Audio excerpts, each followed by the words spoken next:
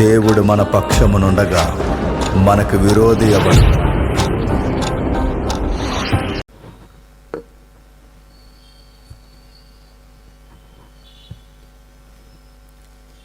వేదిక మీద ఉన్న పెద్దలకి, విశ్వాసులైన వారందరికీ క్రీస్తు శుభాభివందనములు. చిన్న ప్రార్థన చేసుకుందాం. దయచేసి తలలో ఉంచండి.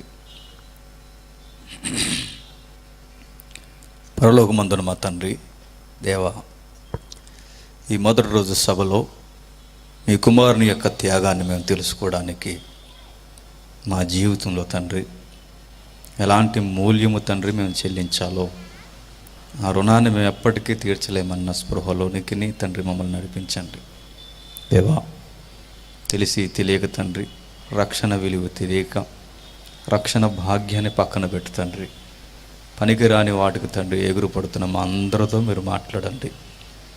మా కొరకు తండ్రి 2000 సంవత్సరాల క్రితం మీ కుమారుని ద్వారా మీరు కనపరిచిన ప్రేమ భావజాలాన్ని మరొక్కసారి మేము ధ్యానించి మా జీవితంలో తండ్రి మరొక్కసారి సరి అయిన దృష్టికోణాన్ని తండ్రి నిలుపుకోవడానికి ప్రత్యక్షంగాను పరోక్షంగాను వింటున్న వారందరితో మీరు మాట్లాడతారని అర్థిస్తూ క్రీస్తునామని ప్రార్థన సమర్పిస్తున్నాము తండ్రి. ఆమేన్. జాగ్రత్తగా వినండి. ఈ మొదటి రోజు సభలో కొన్ని అమూల్యమైన సంగతులు ఒక అర్ధగంట మనం నేర్చుకుందాం. మిగిలిన సమయాన్ని పెద్దవారికి అప్పగిద్దాం. మత్తయి రాసిన సువార్త. అందరూ బైబిల్ తీయండి, మొబైల్స్ కొంతసేపు పక్కన పడేసేయండి. మత్తయి సువార్త 27వ అధ్యాయం. మత్తయి సువార్త 27వ అధ్యాయం 45 వచనం. మధ్యాహ్నం మొదలుకొని 3 గంటల వరకు ఆ దేశం అంతటా చీకటి కమ్మను. ఇంచుమించు 3 గంటలప్పుడు యేసు ఏలీ ఏలీ లామా సబక్తాని అని బిగ్గరగా కేక వేశాను. ఆ మాటకు నా దేవా నా దేవా నన్నెందుకు చేయి విడిచితివని అర్థం. సార్వత్రిక సంఘంలో ఎక్కువ మంది ఇక ఈ నెల నుండి ప్రారంభించేది ఏంటంటే శ్రమ దినాలు.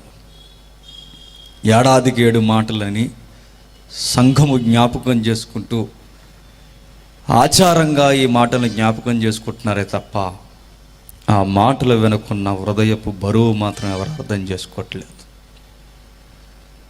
ఆచారాన్ని పాటిస్తున్న వారిని చూసి వారు చేస్తున్నది తప్పు అని మనం అన్నాం. పోనీ మనకేమన్నా అర్థమైందంటే మన ప్రవర్తన చెబుతుంది మనకి ఏమీ అర్థమవలేదని. చెట్టు ఫలములను బట్టి చెట్టు ఎట్టుదో ఎట్లా అయితే చెప్పొచ్చో, మనం చేసే పనులను బట్టి మనకు రక్షణ ఏమాత్రం అర్థమైందో మనల్ని కూడా చెప్పొచ్చు మన పనులను బట్టి. కాబట్టి ప్రియ దేవుని జనాంగమా, ఒకవేళ ఆ రక్షణ స్పృహ మీరు మర్చిపోతే, ఆ సిలువు యొక్క దృక్కోణం మీరు మర్చిపోతే, దేవుడు చేసిన యజ్ఞయాగం మీకు అర్థం కాకపోతే, ఒకవేళ అర్థమయ్యి లౌకికమైన ఈ లోక సంబంధమైన ఎంపర్లకు మీరు దిగజారిపోతే ఒకసారి మరలా మీరు అబ్జర్వ్ చేయండి లేఖనాలు. ఏం చెబుతున్నాడంటే, యేసుక్రీస్తు వారు బిగ్గరగా కేక వేశాడట. ఆయన ఎంత ఊపిరి తీసుకున్నాడో, ఆ రోజు ఎంతగా ఆయన అరిచాడో మనం ఈ బైబిల్ యొక్క ఒత్తిడిని మనం అర్థం చేసుకోగలిగితే ఆయన మానసికంగా కూడా నలిగిపోయాడు. బాగా వినాలి. కొంతసేపు మీ ఇంట్లో ఉన్న విషయాలు, మీ పరిస్థితులు ఇవన్నీ పక్కన పడేసి కొంతసేపు ఆ సిలువను జాగ్రత్తగా మీరు చూడండి. ఎందుకు సిలువను గురించి చెప్పాలి అంటే, ఈరోజు ప్రసంగాల్లో సిలువ కనబట్టలేదు కనుక. మంచి టైటిల్ పెట్టారు అన్నవాళ్ళు ఎక్కువగా సంఘంతో మాట్లాడవలసిన సంగతులు ఇవే. పనికిరాని సంగతులు ఎంత మాట్లాడినది వేస్ట్. కానీ సిలువను గూర్చి ఎక్కువ మాట్లాడాలి, త్యాగాన్ని గూర్చి ఎక్కువ మాట్లాడాలి. ప్రభువు భూమి మీదకి వచ్చి ఆ మూల్యాన్ని ఎందుకు చెల్లించాడో ప్రతిరోజు మనం మాట్లాడుకోవాలి. సిలువను ఎప్పుడైతే తక్కువ చేశామో, శ్రమను గూర్చి ఎప్పుడైతే మాట్లాడడం మరుగు చేశామో, నేను చెబుతున్నాను, అడుగులు పరలోకానికి పడవ కానీ పరలోకానికి వెళుతున్న అన్న స్పృహలోనే మరల లోకంలోకి అడుగులు పడతాయి. కనుక సంగమా, ఒకసారి సిలువను చూద్దాం. ఈ మాట మనకు అర్థం కావాలి అంటే ఆ బ్యాక్గ్రౌండ్ మనకు తెలియాలి. వాక్యం మనకు తెలుసు కదా అని స్పృహలో మనం అనుకుంటాం. కానీ ఒక భక్తుడు అన్నట్టుగా బైబిల్లో ఉన్న ఒక రెఫరెన్స్ అట మనకు పూర్తిగా తెలియకుండానే మన జీవితం ముగిసిపోతుందట. అది బైబిల్. మనకు తెలుసు అనుకుంటాం, ఈ మాట నేను ఎన్నిసార్లు చదవలేదు అనుకుంటాం, కానీ గమ్మత్తు ఏంటంటే దాని పరిపూర్ణ అర్థం మనకు ఎప్పటికీ పూర్తిగా తెలియదేమో అనిపిస్తుంది. కనుక ఈ మాట వెనుకున్న ఒత్తిడి మనకు తెలియాలంటే ఒక్కసారి ఆయన పడిన నరకయాతన అన్న పదం ఏమాత్రం ఆలోచించకుండా ఉపయోగించవచ్చు. ఎందుకంటే ఆయనకి శ్రమ ఎప్పటి నుండి స్టార్ట్ అయిందంటే ఆయన బ్రతుకున్న దినాల నుండి స్టార్ట్ అయిపోయింది. ఆయన పుట్టిన దగ్గర నుండి ఆయనకి ఒత్తిడి ప్రారంభమైంది. కానీ గెత్సెమనే వనము నుండి భయంకరమైన ఒత్తిడి స్టార్ట్ అయింది. గెత్సెమనే వనములో ఏం జరిగిందో మనకు తెలుసు. ప్రార్థనలో ఆయనకి ఏమొచ్చిందట? ఆయన దేహం నుండి రక్తం వచ్చిందట. ప్రార్థనలో ఆయన దేహం నుండి రక్తం వచ్చింది. నేను అడుగుతున్నాను, సంఘమా, సంఘ నాయకులారా, సంఘ విశ్వాసులారా, సీనియర్లుగా పండిపోయి బెంచీలు అరగదీస్తున్న వారులారా, మీ అందరినీ అడుగుతున్నాను, ఏ రోజన్నా ప్రార్థనలో రక్తం వద్దు కానీ కనీసం చెమట పట్టేలా ప్రార్థన మనం చేసామా? అంత లేదు మనకి. మన ప్రార్థనలో కూడా స్టైలిస్ట్ వర్డింగ్ ఉపయోగిస్తాం, మన ప్రార్థనలో కూడా ఒక పద్ధతి ఉపయోగిస్తాం. మన ప్రార్థన ఒక 10 సార్లు తిరిగేసి రికార్డింగ్ చేసి చూసుకుంటే చెప్పిందే ఉంటా తప్ప నీ హృదయం నుంచి ఇంకా ఏమీ కనబడదు. అది మన ప్రార్థనా జీవితం. యేసుక్రీస్తు వారు ప్రార్థనా జీవితం ఏం జరుగుతుంది ఆ రోజంటే ఆ ప్రార్థనలో రక్తం బయటకు వచ్చిందట.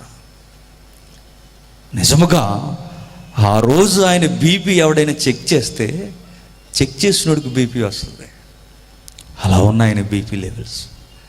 నిజానికి మెడికల్ టెర్మినాలజీలో చూస్తే ఆ స్టేజ్కి వెళ్ళిన వారు ఎవరైనా చచ్చిపోతారు. చెమట రంధ్రాల నుండి రక్తం వచ్చే పరిస్థితులు ఏవైతే ఉన్నావో ఆ పరిస్థితికి ఏ మనుషుడు వెళ్ళినా చనిపోతాడు.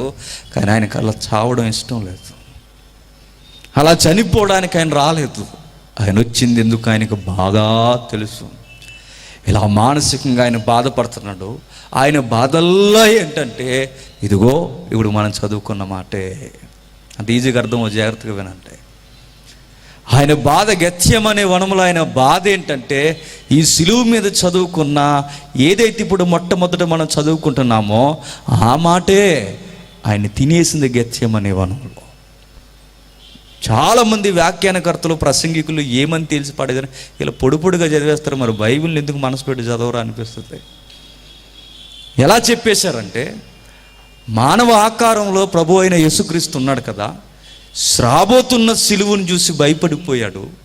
మానవుడు గనక మానవుడైన ఆయనకు కూడా భయం వేసింది అన్నారు. నో, ఆయన అలాంటి 100 సిలువలు ఎక్కడానికి రెడీ అయినా ఆయన వచ్చిందే సిలువ ఎక్కడానికి, ఆయన చనిపోవడానికి, మానవాళి పాపాన్ని భుజాల మీద వేసుకొని ఆకాశానికి భూమికి మధ్య వేలాడుతూ చనిపోవాలని ఆయనకు తెలుసు. మరి ఆయన ఎందుకు అంత కంగారు పడుతున్నాడు? ఆయన ఎందుకు ఆయన ఒత్తిడికి గురవుతున్నాడు? రక్తం కారిపోయేలా ఎందుకు ఆయన అంత టెన్షన్ ఫీల్ అవుతున్నాడు? దానికి కారణం ఒకే ఒకటి, దేవా నేను భరించలేనిది ఏంటంటే కొన్ని సంగతులు తెలియాలి మనకు. ఆయన మాట మనకు అర్థం కావాలంటే దేవా గెత్సెమనే వనంలో ఆయన ఒకవేళ ఆయన మాటల్లోనికి మనం వెళ్ళగలిగితే, ఆయన హృదయ స్పందనకి ఒక్కసారి మనం చెవి పెడితే, ఒకసారి ఆయనకి జరిగిన అన్యాయం ఏంటో, ఈ మాటకు ముందు ఏం జరిగిందో మనం చూడగలిగితే జరిగేది జాగ్రత్తగా వినండి. ఏం జరిగిందో తెలుసా? శిష్యులు ఎప్పుడు క్లోజ్ సర్కిల్గా తిరుగుతానేవారట, ప్రభువా చావనైనా చస్తాము కానీ నేను ఎరుగునని మాత్రం అనవన్నారట. ఇప్పుడు నాతో పాటు మీరు రాలేరు అంటే ఎక్కడికి రాలేము ప్రభువా, చెరసాలకైనా వస్తాం. ఈ మాట అనలేదు కానీ అర్థం వచ్చేలా మాత్రం శ్మశానానికైనా వచ్చేస్తాం. నీ కొరకు మేము ఎక్కడికైనా వస్తాం ప్రభువా, ఏదైనా చేస్తాం ప్రభువా అన్నారు. రోమా పోలీసులు ప్రార్థనలో ఉండగానే ఉటావుటిని వచ్చేసారు డ్యూటీలు పట్టుకొని. వచ్చిన వెంటనే జరిగింది ఏంటి అంటే ప్రగల్భాలు పలికిన మనలాంటి శిష్యులు వాళ్ళు ఏమన్నారు తెలుసా? బాప్తిస్మను మనం ఎలా అయితే గంభీరమైన పదాలు ఉపయోగిస్తామో, ఈ రోజు నుంచి దేవా నా యందు నీ చిత్తమే తప్ప నా చిత్తం జరగడానికి వీల్లేదని అని 3వ రోజుకి మనం ఎట్లయితే మర్చిపోతామో, ఆ రోజు శిష్యులు కూడా ఏమన్నారంటే పెద్ద పెద్ద సవాల్ చేసినట్టు మాట్లాడిన వీరు ఆ రోజు అరెస్ట్ చేయడానికి పోలీసు వారు వచ్చేసరికి వారంట్తో సహా సాక్ష్యంతో సహా వచ్చేసరికి ఆ రోజు శిష్యులు ఏం చేశారంటే ఆయన వదిలి పరారైపోయారట. నీ ప్రాణానికి నా ప్రాణం అడ్డన్న పేతురు బొంకుతూ శపించుకుంటూ వెళ్ళిపోయే పరిస్థితుల్లోకి జారిపోయాడు. ఒక శిష్యుడట ఇలా కాలర్ పట్టుకుని నువ్వు కూడా ఆ గలిలయ టీం మెంబర్వే కదా అని అడిగితే ఆ శిష్యుడు వస్త్రహీనుడుగా తోటలో నుంచి పారిపోయాడట. ఎవరో ఆ శిష్యుడు. ఎక్కువ పండితులు ఏమన్నారంటే ఆయన హృదయం మీద ఆనుకున్న యోహానే అన్నారు. ఇలా ఒక్కొక్క శిష్యుడు ఒక్కొక్కలా పారిపోయారు. చెట్టుకొకడు పుట్టుకొకడు రకరకాలుగా పారిపోయారు.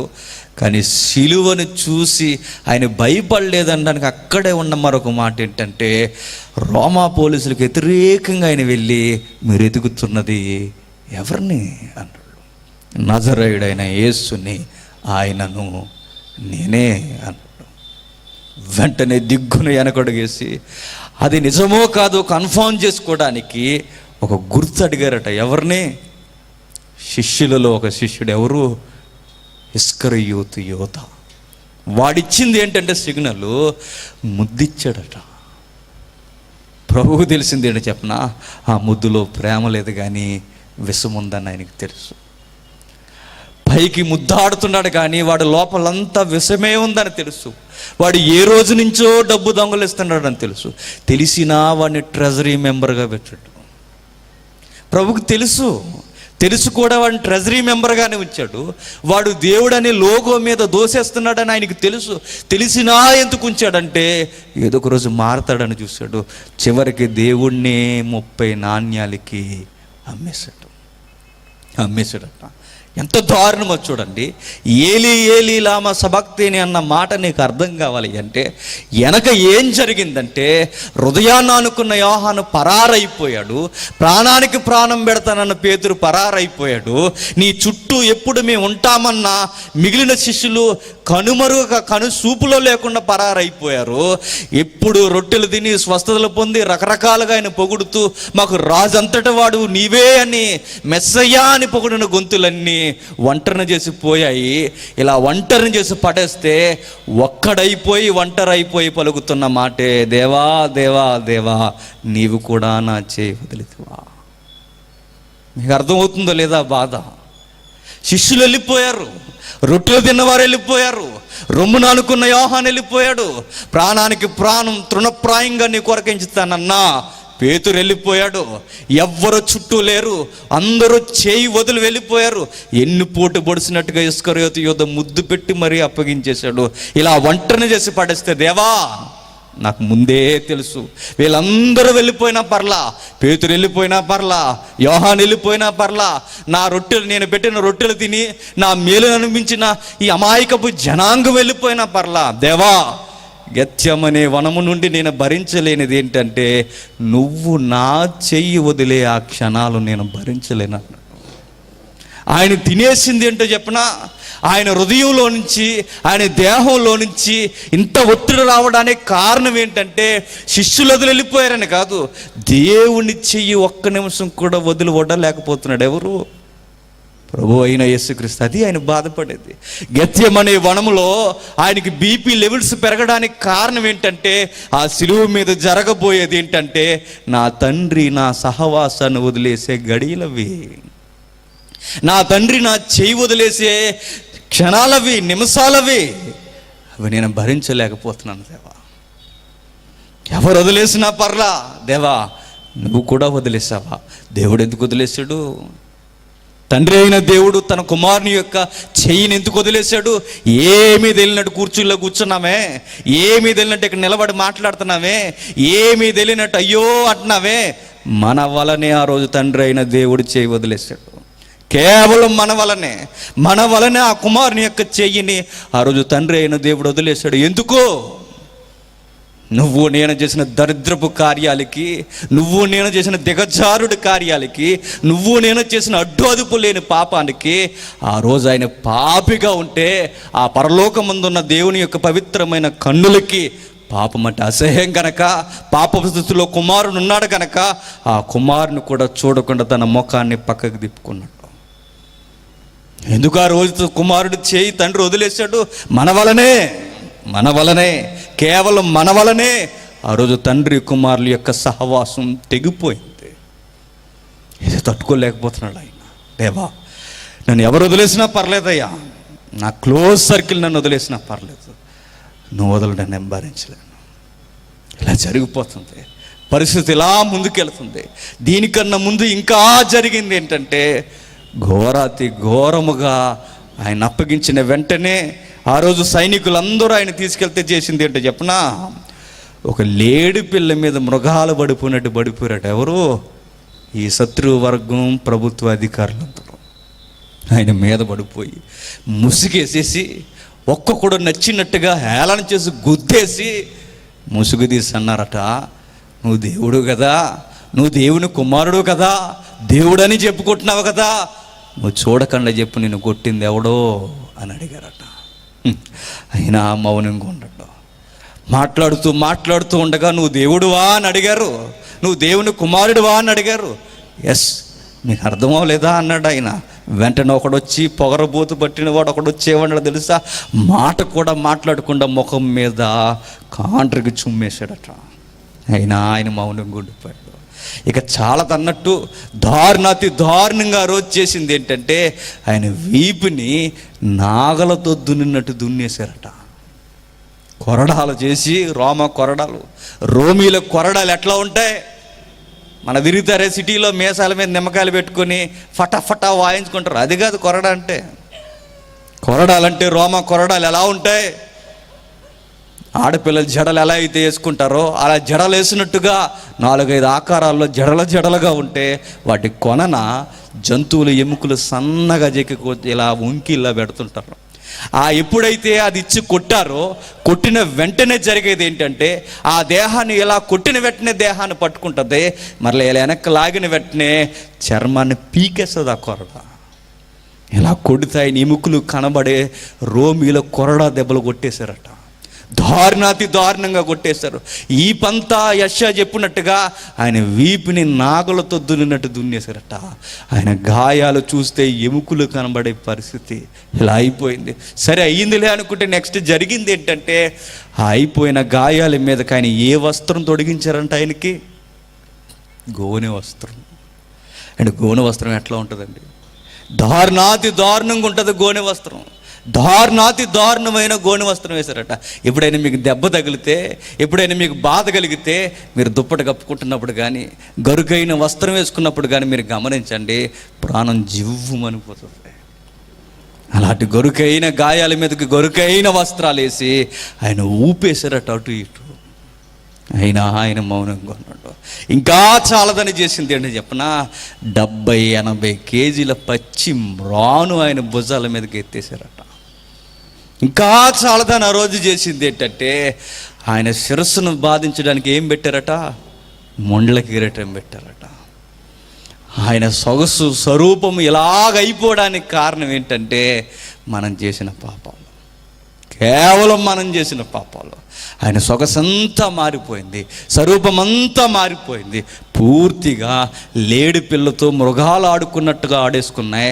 దారుణాతి దారుణంగా ఆయన జీవితంతో అతలాకుతలం చేస్తున్నారట. అంతే, తీసుకెళ్తున్నారు, అవమానించుకుంటూ తీసుకెళ్ళిపోయారు. ఆకాశానికి భూమికి మధ్య వేలాడదీసి చంపడానికి రెడీ అయిపోయారు సిలువ వేసి. అప్పుడు బలుగుతున్నాడు ఈ మాట ఏమని? ఇప్పుడు చదవండి.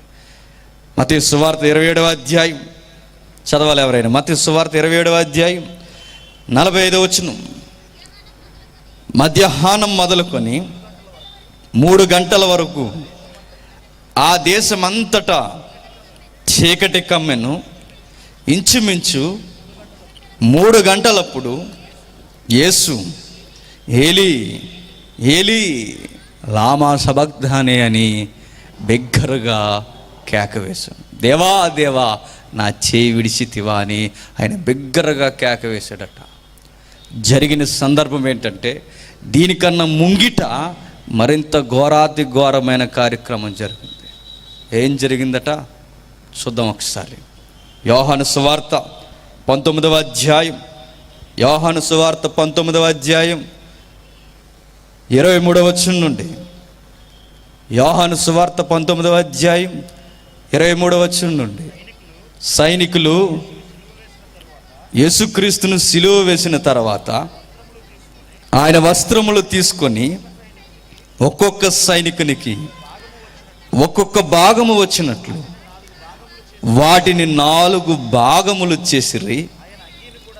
ఆయన అంగీని కూడా తీసుకొని, ఆ అంగీ కుట్టు లేక పైనుండి యావత్తు నేయబడినది కనుక వారు అది ఎవనికి వచ్చును అని దాని కోసరము చీట్లు వేసుకొనిరి. బాగా వినాలి. ఏం చేశారట? బాగా వినాలి, జాగ్రత్తగా వినాలి. అనేక మార్లు ఈ సందర్భాన్ని వెళ్ళాలి. పదే పదే సిలువ త్యాగం జ్ఞాపకం చేసుకోవాలి. ఏం జరిగిందట ఆ రోజు? ఆయన వస్త్రాలు తీసేశారట. ఆయన వస్త్రాలు తీసేయడమే కాదు, ఆయన పై అంగీని కూడా తీసేశారట. నేను అంటాను, ఆ రోజు ఆయన్ని వస్త్రహీనుడుగా వేలాడదీసేశారట. సంగమా, నీకు అర్థమవుతుందో లేదో? ఒక నిండు పురుషుణ్ణి, ఒక యవన జీవితంలో ఉన్న పురుషుణ్ణి చిరిగిపోయిన సొక్కా వేసుకుని నలుగురిలోకి రమ్మనండి, చాలా ఇబ్బంది పడతాం. చిరిగిపోయిన వస్త్రం వేసుకుని మీలో ఎవరైనా నలుగురు మధ్యకి రండి, చాలా ఇబ్బంది ఫీల్ అవుతాం మనం.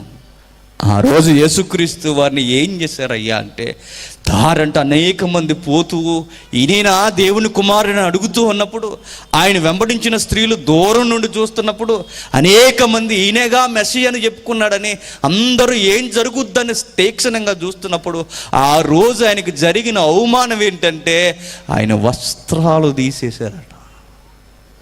ఎంత ఘోరం, ఎంత దారుణం, ఎంత అవమానం! ఆ రోజు ఆయన్ని వస్త్రహీనుడిగా సిగ్గుపడే పరిస్థితుల్లో ఆ రోజు ఆయన్ని వేలాడదీసేశారట. సిగ్గుపడే పరిస్థితుల్లో ఆ రోజు ఆయన మన కొరకు వేలాడిపోయాడు. ఇంత మౌనం దేనికయ్యా అని సిలువు దగ్గరికి వెళ్ళి అడిగితే అంటాడు, కుమారుడా ఇది నీ కోసమే అని చెప్తాడు. నీకోసమే నా వస్త్రాలు పోయాయి. నువ్వెందుకు తండ్రి, నువ్వెందుకు ప్రభువా, నువ్వు వస్త్రాలు ఎందుకు ఇలా కోల్పోవడానికి కారణం ఏంటంటే, నీకు నీతి అనే వస్త్రం కప్పాలి అంటే నేను వస్త్రహీనుణ్ణి అయిపోవాలంటాడు ఆయన. నువ్వెందుకు ప్రభువా ముండ్ల కిరీటం పెట్టుకున్నావు అని అడిగితే ఆయన చెప్పేది ఏంటి చెప్పనా, నీకు మహిమా కిరీటం రావాలి అంటే నేను ముండ్ల కిరీటం పెట్టుకోవాలంటాడు ఆయన.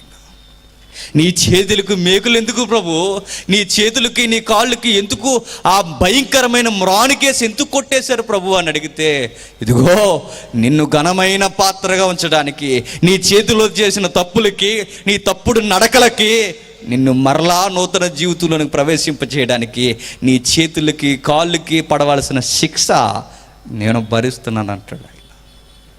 ఆ మౌనంలో ఇన్ని అర్థాలు ఉన్నాయంటే, అవును ఇన్ని అర్థాలు ఉన్నాయి. ఇది అర్థమైతే మనం పాపం ఎట్లా చేయగలమండి? ఈ త్యాగం అర్థమైతే మనం పాపం ఎలా ఆకర్షించగలదు? సిలువు నన్ను పిలుస్తుంటే, సిలువు నన్ను ఇంతగా భారంగా నా వైపు చూస్తుంటే, సిలువులో ఆయన 2 చేతులు చాపి నన్ను ఇంత ప్రేమగా నా కొరకు ప్రాణం పెడుతుంటే, నేను లోకం వైపు ఎట్లా చూడగలను? నేను లోకం వైపుకు మరలా ఆశలు ఎట్లా పెంచుకోగలను? నేను పాపం వైపుకు మరలా ఎలా చేతులు కలపగలను? అయినా నువ్వు కలుపుతున్నావంటే, అయినా నువ్వు లోకం వైపుకు చూస్తున్నావంటే నేను మరలా చెబుతున్నాను, మీరింకా ఆయన సిలువను సరిగ్గా చూడలేదు. చూసిన వాడెవడో ఆ వైపుకి వెంపర్లాడుతూ పోడు, చూడని వాడే చూశానని అర్థమైనట్టుగా భ్రమలో బ్రతుకుతున్నవాడే మరలా లోకస్తులకి మనకి తేడా లేకుండా ఆ పాపంలో జోగుతూ ఉంటాం. నేను చెబుతున్నానండి, ఇక్కడ చాలామంది ఉన్నారుగా, చాలామంది ఉన్నారు. నేను చెప్తున్నాను, నాకు తెలిసి ఇందులో 70% సినిమాలు చూడకుండా ఉన్నామని చేయలేస్తాను. ఎతను మీకు ధైర్యం ఉందేమో లేదు. ఇద్దరు ఆడకూతురు తప్ప మిగిలిన చచ్చిపోయారు. మీరందరూ చచ్చిపోయారు. మీద పౌరుషం లేదా మీకు? చూసారా ఎందుకు మనకి ఇలాంటివన్నీ? ఆయన అర్థం లేదు. నాకు ఇంకా లౌకికమైన ఉల్లాసాలు పిలుస్తున్నాయంటే, నాకు ఇంకా ఈ లౌకికమైన ఆనందాలు పిలుస్తున్నాయంటే, సంగమా నీకు సిలువ కన్నా ఈ లౌకికమైన సంతోషాల వైపు ఎందుకు చూస్తున్నావు? ఏం జరిగింది? సిలువ మీద అంత ఘోరంగా ఆయన్ని అవమానించేశారట, హేళన చేశారట, వస్త్రహీనుడిగా ఆయన్ని సిలువేశారట. నెక్స్ట్ జరిగింది ఏంటంటే, జరుగుతున్న పరిస్థితి ఏంటంటే, ఆయనకి దాహం వేసింది. ఎప్పుడు? ఆ సిలువ మీదే. ఆ రోజు ఏం జరిగిందో చూడండి, యోహాను సువార్త చూద్దాం ఒకసారి. యోహాను క్షమించండి, మత్తయి సువార్త 27వ అధ్యాయం. మత్తయి సువార్త 27వ అధ్యాయం, త్వరగా మత్తయి సువార్త 27వ అధ్యాయం 34వ వచనం చదవండి. మత్తయి సువార్త 27వ అధ్యాయం 34వ వచనం. చేదు కలిపిన ద్రాక్షరసము ఆయనకి త్రాగనిచ్చిరు కానీ ఆయన దానిని రుచి చూచి తాగనల్లకపోయిను. ఏమిచ్చారట ఆయనకి?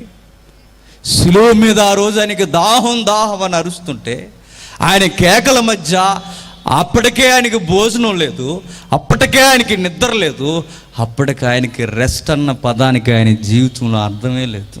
అలాంటి టైంలో ప్రాణం ఊపిరిలోంచి పోతున్నట్టుగా ఆ రోజు నోటు వెంబడి ఆయన వచ్చిన మాట ఏంటంటే, దాహం వేస్తుంది అన్నట. నిజంగా చనిపోయే ముందు సిగ్నల్స్లో ఒక సిగ్నల్ ఏంటో చెప్పిన, దాహం వేస్తున్నప్పుడు అది చాలా ప్రమాదమైన సంకేతం చనిపోతున్న వ్యక్తులకి. ఆ చివరి క్షణాల్లో దాహం వేస్తుంది అన్నప్పుడు ఈ దుర్మార్గులు ఏం చేశారట? చేదు రసం ఇచ్చారు. చేదు రసం అంటే వైనది, మద్యం. ఆ రోజు ఆయనకి మద్యం ఇచ్చారట. చేదు ద్రాక్ష రసం అంటే మీరు ఏదో గ్రేప్ జ్యూస్ అనుకోకండి. గ్రేప్ జ్యూస్ వేరు, వైన్ వేరు. ఆ రోజు ఆయనకి ఇచ్చిన చేదు ద్రాక్ష రసం ఏంటంటే మురగబెడితే ఆ మురగబెట్టింది చేదు రసం వైన్ అవుతుంది. ఫర్ ఎగ్జాంపుల్, జగన్ గారు ప్రభుత్వం వచ్చిన తర్వాత బ్రాందీకి టైమింగ్స్ వచ్చాయి. టైంకి కట్టేయాలి, టైంకి తాగేసి చక్కగా ఇంటికి పోవాలి. తిరిగేస్తానంటే ఇంక అప్పుడులా కుదరదు. ఇక సాపోడికి పగులుద్ది, తాగుతూ తిరుగుతున్నాడు రోడ్డు మీద వాడికి పగులుద్ది, ఇద్దరికి శిరసలు పగిలిపోతాయి. కాబట్టి అందరూ టైమింగ్ మెయింటైన్ చేస్తున్నారు. కొంచెం పద్ధతి కొంచెం చూడండి. కాబట్టి అప్పటికిప్పటికి చాలా డిఫరెంట్ వచ్చింది. అయితే గమ్మత్తు ఏంటంటే అదర్ సైడ్ మరొకటి జరుగుతుంది. ఏమిటో చెప్పనా? బ్రాందీకి టైమింగ్ వస్తే గుడుంబాకి టైమింగ్ పెరిగింది. గుడుంబా అంటే ఏంటి? సారా ఎలా కాస్తారు చెప్పండి? మీ రాజమండ్రికి చాలా అనకూడదు కానీ ఈ జోన్ అంతా అదే. ఇవన్నీ ఇల్లు బాబులు తెగుగేస్తారు ఆతం పట్టినట్టు. ఇదంతా అదే. మీరు గమనించండి, సారా ఎలా కాస్తారు? పారగానే చెప్పులు పాత ఉంటాయి చూసారు, ఆ కుండలో పడేస్తారు. ఇంకా ఏం చేస్తారు చెప్పనా? ఊరియా జల్లుతారు కదా చేలుకి, ఆ ఊరియా పిండి, మురుగుపోయిన ఏమైనా పనికిరాని చెత్త ఇవన్నీ వేసి, బ్యాటరీ నీళ్ళు ఇవన్నీ వేసి ఒక పైన కొండెట్టి మురగబెడితే ఆ మురుగుపోయి అది మరిగి డ్రాప్గా దిగితే అది గుడుంబం అవుతుంది. స్టూడెంట్స్ ఎలా స్టైలిష్గా తాగేస్తారు బీర్లు. ఎలా చేస్తారు అవి? నీకేమన్నా ఆకాశం నుంచి ఏమన్నా వాటర్ పట్టి చేస్తారు అనుకుంటున్నావా? అవి మురుగుపోయిన పదార్థాల నుండే చేస్తారు. ఏదైనా మద్యం అనేది ఎలా వస్తుందంటే మురుగుపోయిన పదార్థం. అలాంటి భయంకరమైన మద్య అన్నట యేసుక్రీస్తు వారికి దాహం అంటే ఆయనకి దాహానికి ఇచ్చారట. ఎందుకు ఇచ్చారంటే మీరు ఒక విషయం గుర్తుపెట్టుకోండి, కొంచెం కల్చర్ తెలియాలి మనకి. నాగరికత ఏంటంటే ఆ మద్యం ఇవ్వడానికి కారణం ఏంటంటే ఆ రోజుల్లో క్రీస్తు పూర్వం నుండి ఒక కల్చర్ ఉంది. ఏమిటంటే అది ప్రాణాలు పోతున్న వాడికి, ఇక వీడు చనిపోతున్నాడు అంటున్న వాడికట మద్యం ఇస్తారట. అంటే చనిపోయేటప్పుడు కొంచెం ఆ బాధ మర్చిపోయి చచ్చిపోవాలని. మీకు బైబిల్ విద్యార్థులుగా మీకు బైబిల్ గుర్తుంటే సామెతల్లో ఈ మాట ఉంటుంది, మీకు గుర్తుందో లేదా? 31వ అధ్యాయం చివరిలో ఏమని ఉంటుందంటే చదవండి ఒకసారి. 31వ అధ్యాయం 6వ వచనం. ప్రాణం పోవచ్చున్న వారికి మద్యమియుడి. ప్రాణం పోవచ్చున్న వాడికి ఏమి ఇవ్వాలట? మద్యమియుడి. ప్రాణం పోతున్నవాడికి. ఎందుకు? వాడు ప్రాణాలు పోతున్నప్పుడు, వాడు చనిపోయేటప్పుడు కొంచెం ఆనందంగా వాడు చనిపోవాలి. ఈ సిస్టమే ఈరోజు గవర్నమెంట్లోకి వచ్చింది. ఏంటంటే మెర్సీ కిల్లింగ్ అంటారు దాన్ని. మెర్సీ కిల్లింగ్ అంటే ప్రభుత్వమే నొప్పు లేకుండా ఒక వ్యక్తి చనిపోవాలని కోరుకుంటే గవర్నమెంట్ దగ్గర తీసుకుని చంపుతుంది అన్నమాట, మత్తిచ్చి. ఆ విధానం ఆ రోజు నుంచి ఉంది. ఏమని ఇస్తున్నారంటే ఆయనకి మద్యం ఇవ్వడానికి కారణం ఏంటంటే ఆ నొప్పులు మర్చిపోయి ఆ చావులోకి వెళ్ళిపోతారని ఈ ఖైదీ కనీసం ఈ ఫ్లేవర్ అయినా చేద్దామని అనుకుంటున్నారంట ఆ రోజు డిపార్ట్మెంట్ అంతా. గమనికి ఏంటో చెప్పనా, దేవుడిచ్చిన దేహాన్ని భద్రంగా ఆయన కాపాడాడే తప్ప కనీసం తిండి వలన కానీ, పానీయం వలన కానీ, ఆలోచనలో కానీ, కార్యాల్లో కానీ, నడకల్లో కానీ, చేతుల్లో కానీ ఎలా పుట్టిన పవిత్రమైన దేహం మరలా సిలువ మీద అలా పవిత్రంగా కాపాడుకున్న మహానుభావుడు ఎవరంటే యేసుక్రీస్తు. చాలామందిని అడగండి, ఈ మందు తాగేసే బ్యాచ్ని ఊరు ఎందుకు తాగుతున్నావురా అని అడుగుతాడు. ఏం చెప్తాడు?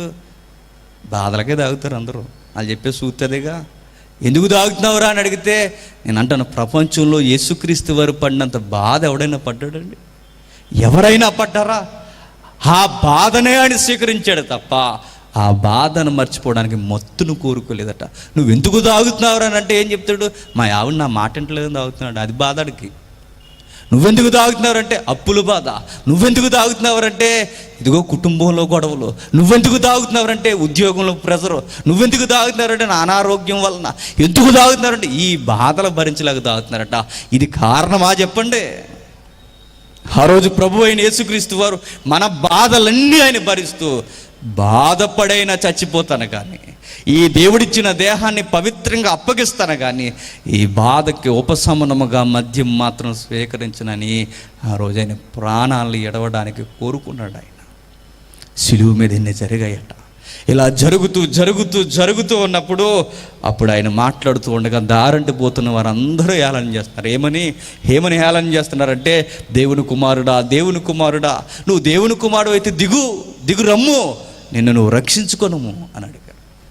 కుడి ఎడమలో సిలువ వేయబడిన ఇద్దరు దొంగలు, ఇద్దరు ఫైనల్లో ఒకడు మారాడు కానీ ఇద్దరు చేసింది ఏంటంటే, ఇద్దరు అన్నారట, నువ్వు దేవుడు అయితే నువ్వు రక్షించుకుని మమ్మను కూడా రక్షించుము అని అరిచారట. ఆ రోజు ఆ పురాతనమైన మాటే, ఆ మొదటి శతాబ్దం మాటే ఇప్పటికీ అది ఏదో పెద్ద జ్ఞానంలాగా ఈ రోజుకి కొందరు బైబిల్ విరోధులు వల్లంఘిస్తున్నారు చూడండి దాన్ని, వల్లిస్తున్నారు చూడండి దాన్ని. ఏమని అంటున్నారు ఈరోజు? ఏమని మాట్లాడుతున్నారు ఈరోజు? ఏమని? మీ దేవుడు అంటున్నారుగా. మా దేవుడి చేతుల్లో ఏమున్నాయట? ఎదుటోని కొట్టే ఆయుధాలు ఉన్నాయట. మీ దేవుడి చేతుల్లో ఏమున్నాయని చెబుతున్నారు? మేకులు ఉన్నాయి. ఎట్టా దేవుడైపోతాడయ్యా? పుట్టినప్పుడు సరైన సౌఖ్యం లేనివాడు, పుట్టినప్పుడు సరైన వసతులు లేనివాడు, పుట్టినప్పుడు సరైన సౌకర్యం ఎత్తుక్కోలేనివాడు, కనీసం సరి అయిన బట్ట కూడా లేనివాడు, వస్త్రహీనుడిగా ఏలాడిపోతున్నవాడు, ఇంత దారుణంగా శత్రువులు హేళన చేస్తున్నప్పుడు, మేకులేసి కొట్టేసినప్పుడు, ఇలాంటి దారుణమైన పరిస్థితుల్లోనికి మీ దేవుడిని దిగజార్చేసినప్పుడు తన్నును తాను రక్షించుకోలేనివాడు మిమ్మల్ని రక్షించడానికి రక్షకుడు ఎట్లా అవుతాడని ఇది పెద్ద మేధావు ప్రశ్నలాగా అడుగుతున్నారు ఈరోజు. ఈ మేధావులకి తెలియంది ఏంటంటే, ఈ ఆవులకి ఒక విషయం జాగ్రత్తగా వినండి. క్రికెట్ టీం ఓడిపోతుంది అనుకోండి, బాగా వినండి, మంచి ఎగ్జాంపుల్ ఇది.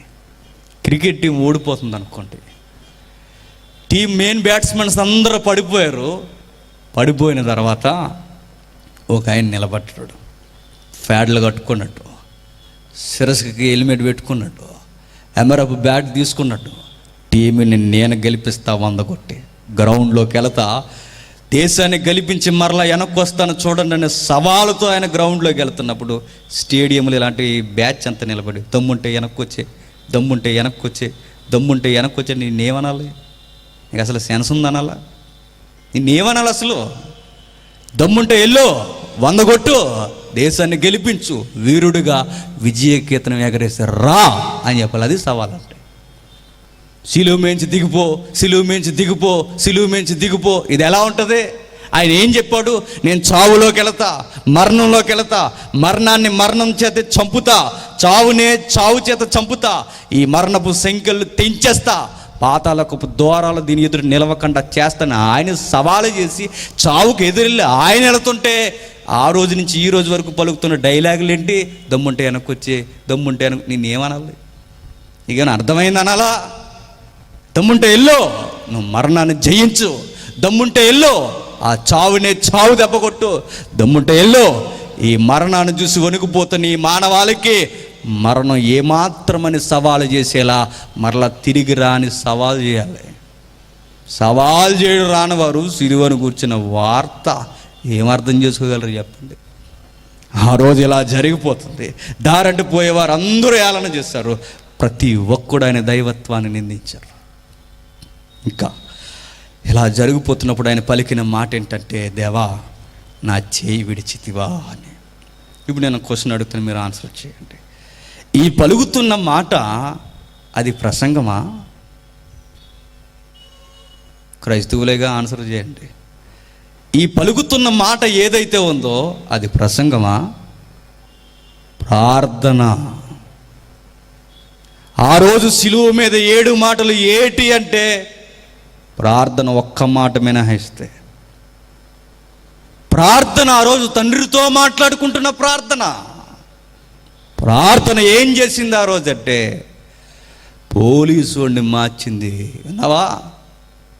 ఎవడా పోలీసుడు? కమాండర్, సైన్యాధిపతి. ఏమైంది?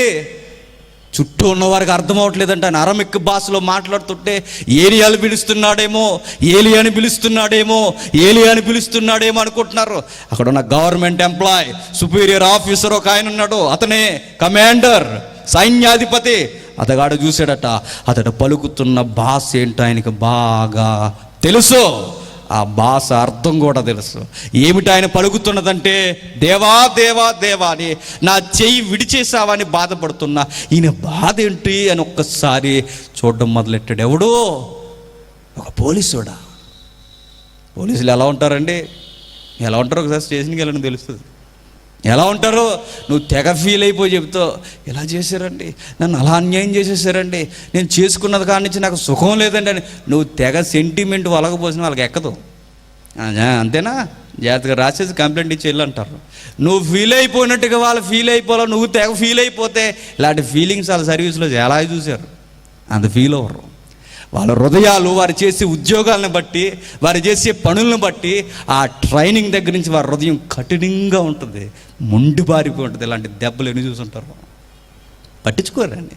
కానీ ఒక సైన్యాధిపతి కదిలిపోయాడట, ఒక సైన్యాధిపతి విడ్డూరముగా చూశాడట.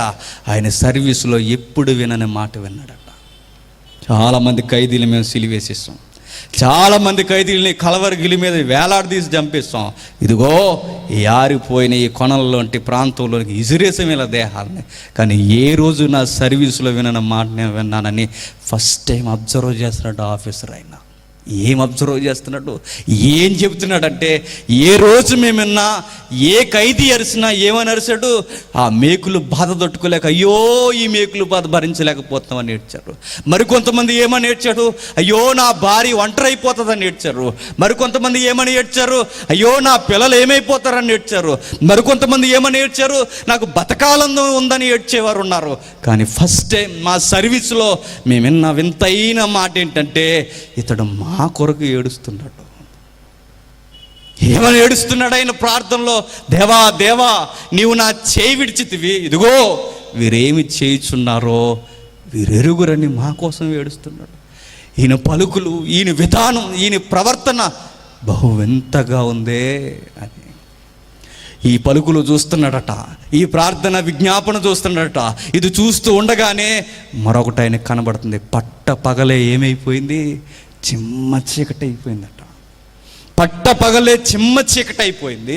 ఆ రోజు జరిగింది ఏంటంటే, ఏం జరిగిందో డాక్టర్ లూకా గారు మెన్షన్ చేశారు. ఒకసారి చూడండి, ముగించుకుందాం. లూకా సువార్త 23వ అధ్యాయం, లూకా సువార్త 23వ అధ్యాయం, త్వరగా లూకా సువార్త 23వ అధ్యాయం 46వ వచనం, క్షమించండి 44వ వచనం నుండి. అప్పుడు రమారమి మధ్యాహ్నమైనప్పుడు అది మొదలుకొని 3 గంటల వరకు ఆ దేశమంతటి మీద చీకటి కమ్మెను, సూర్యుడు అదృశ్యుడాయను, గర్భాలయపు తెర నడిమికి చిరిగెను. ఏమైందట? అప్పుడు యేసు గొప్ప శబ్దముతో కేక వేసి, తండ్రి ఇదిగో నీ చేతికి నా ఆత్మను అప్పగించుకొనుచున్నాను. గమనించండి, ఈ మాటలు చుట్టూ ఉన్నవారు గమనించలేదట, ఎవ్వరికి అర్థం అవట్లేదు, హేళన చేస్తున్నారట. ఏలియా వచ్చి కాపాడుతాడేమో చూద్దాం అనుకున్నారట. ఆయన శక్తిని ఎవ్వరు అబ్జర్వ్ చేయలేదు. కానీ ఆయన ప్రార్థన చేస్తున్నప్పుడు ప్రకృతి రూపం మారిపోయిందట. ఆయన ప్రార్థన సంభాషణకు ఆ రోజు ఏం జరిగిందంటే ఒక్కసారిగా సూర్యుడు అదృశ్యుడైపోయాడట. గమనించండి సంగమా, ఆ రోజు ప్రార్థనకు జరిగింది, దేవునితో ఆయన మాట్లాడుకుంటున్న ఆ సంభాషణలో జరిగింది ఏంటంటే, ఆ కమాండర్ చూస్తున్నాడు, ఆ సుపీరియర్ ఆఫీసర్ చూస్తున్నాడు, ఏం జరుగుతుంది, ఇలాంటి కేసు మేము ఎప్పటివరకు చూడలేదు, ఏంటి ఈ వింతగా ఉందని ఆయన మాటలు అబ్జర్వ్ చేస్తున్నప్పుడు ఆ రోజు జరిగిపోయింది ఏంటంటే, ఉన్న పాటున ప్రకృతి కళ్ళు మూసుకున్నట్టుగా తన ఆకారాన్ని మార్చేసుకుందట. మీరు గమనించండి, ఆ రోజు సూర్యగ్రహణం రాలా, సూర్యుడే పరారైపోయాడట. పస్కా దినాల్లో సూర్యగ్రహణం రాదు, అది పస్కా టైమింగ్స్. అది ఆ రోజు సూర్యుడు ఏమయ్యాడంటే తన పరిభ్రమణాన్ని మార్చుకున్నాడు. ఎందుకు? బైబిల్లో ఉన్న మాట ఏంటో, పౌలు రాసిన మాట మనకు తెలుసు, క్షమించండి, పౌలు గారు రాసిన మాట మనకు తెలుసు, పెద్ద ఆయన పౌలు రాసిన మాట ఏంటో మనకు తెలుసు. ఏం రాశాడు ఆ మహానుభావుడు? ప్రకృతట దేవుని కుమారుల యొక్క ప్రత్యక్షత కొరకు మిగిలిన ఆశతో తేరు చూస్తుందట. దేవుని కుమారులు ఎవరైనా అదే తేరు చూస్తుందంటే సాక్షాత్తు దేవుడి కుమారుడు ఎలా అయిపోతుంటే తన గమన పరిభ్రమణాన్ని మార్చేసుకుందట, నివ్వెరిపోయిందట. సృష్టికర్త తన గర్భంలో ఇలా వాలిపోతుంటే ఒక్కసారిగా పగలే రాత్రి అయిపోయింది.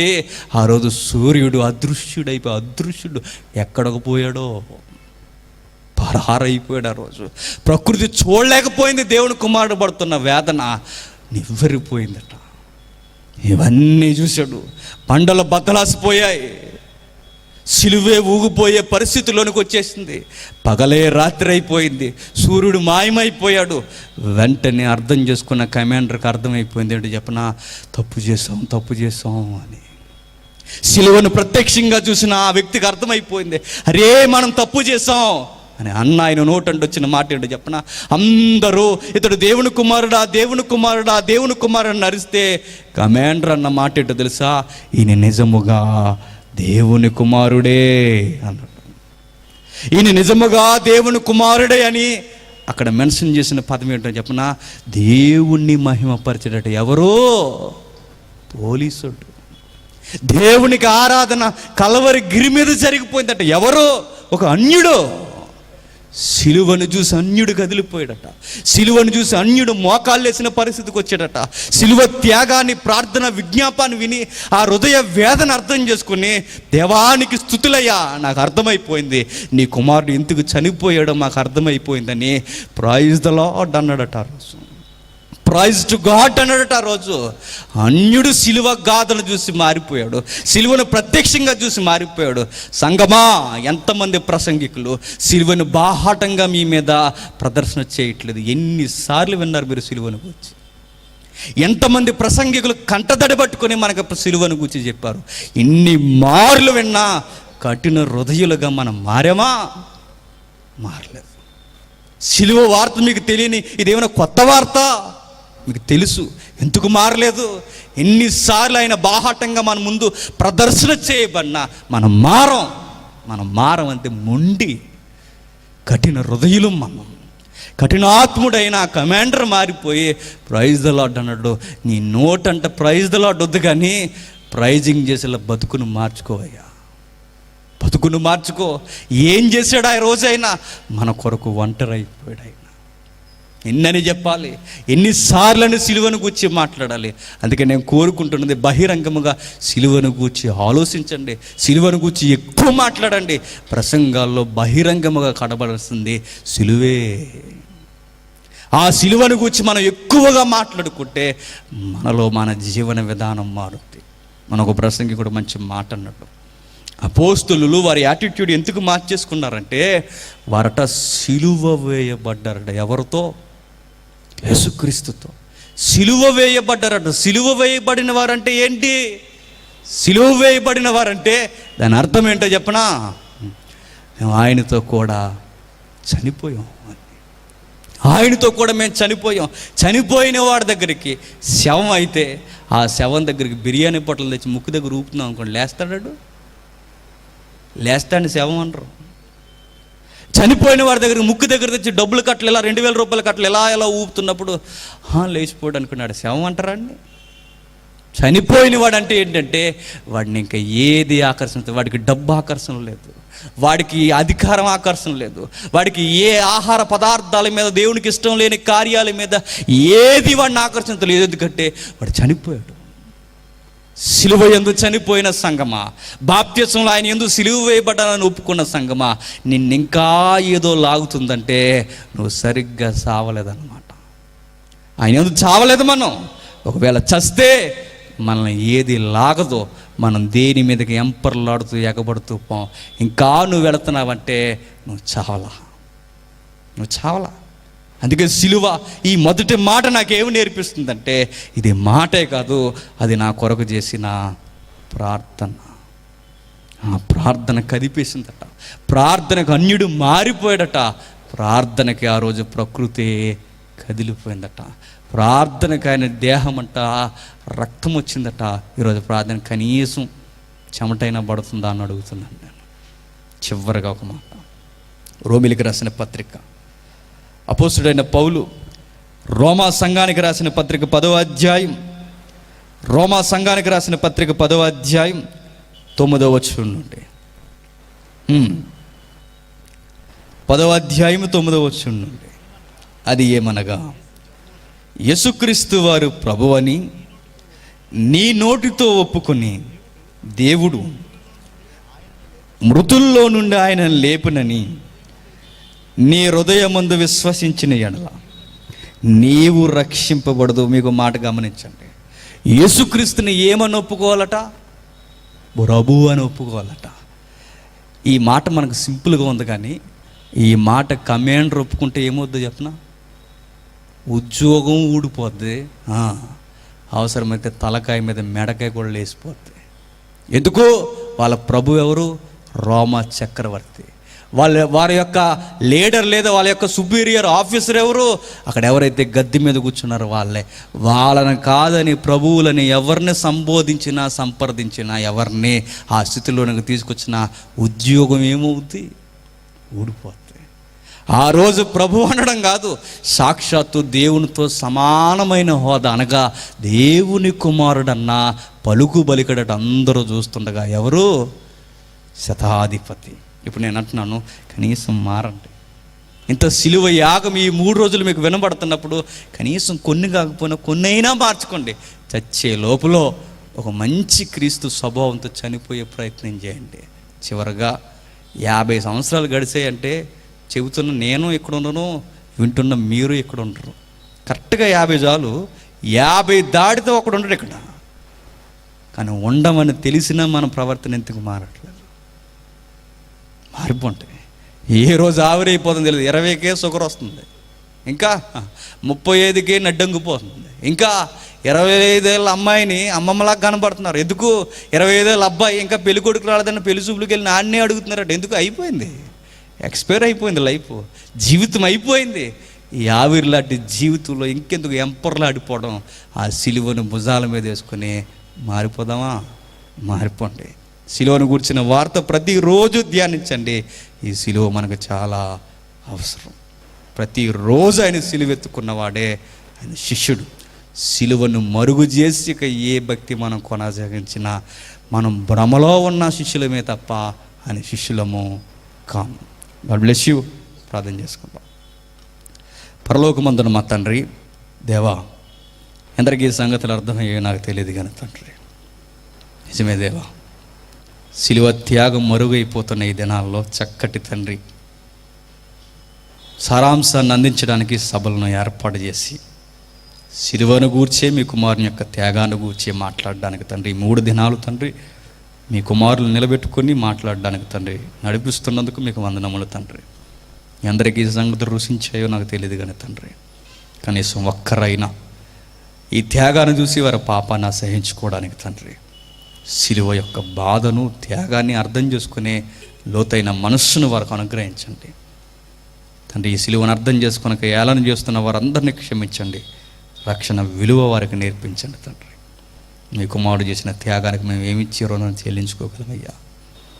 మీ కుమారుని యొక్క త్యాగాన్ని నోరు విప్పి మాట్లాడి మా ప్రవర్తన మార్చుకోవడం తప్ప ఇంతకు మించి మా జీవితంలో మేము చేయగలిగినది ఏముందని అర్థం చేసుకున్న తండ్రి, మా బ్రతుకులను మీ ఎదురు తండ్రి కుమ్మరించడానికి మీ కృపగల ఆత్మచేత మమ్మల్ని నడిపించండి. వేదిక మీద ఉన్న పెద్దల్ని, ప్రత్యక్షంగా పరోక్షంగా తండ్రి ఈ మీటింగ్ కొరకు కష్టపడుతున్న వారందరినీ గురు యొద్దకే తండ్రి సరిగ్గా పరిగెట్టడానికి తండ్రి అందరితో వాక్యం ద్వారా మీరు మాట్లాడతారని కోరుతూ, తర్వాత మాట్లాడడానికి తండ్రి సిద్ధమవుతున్న మీ కుమారుడు మా సహోదరుడు తండ్రి, ఆయన ద్వారా కూడా తండ్రి బలమైన మాటలు మాకు అందించండి. మరొకసారి సిలువను మాకు జ్ఞాపకం చేయండి. ప్రతి మాటలో మీరే మహిమ పొందుతారని కోరుతూ, సమస్త మహిమ ఘనత మీకు ఆరోపిస్తూ, మమ్మల్ని శత్రులుగా భావిస్తున్న వారిని క్షమిస్తారని అర్థిస్తూ, క్రీస్తు నామని ప్రార్థన సమర్పిస్తున్నాము తండ్రి. ఆమేన్. సెలవు.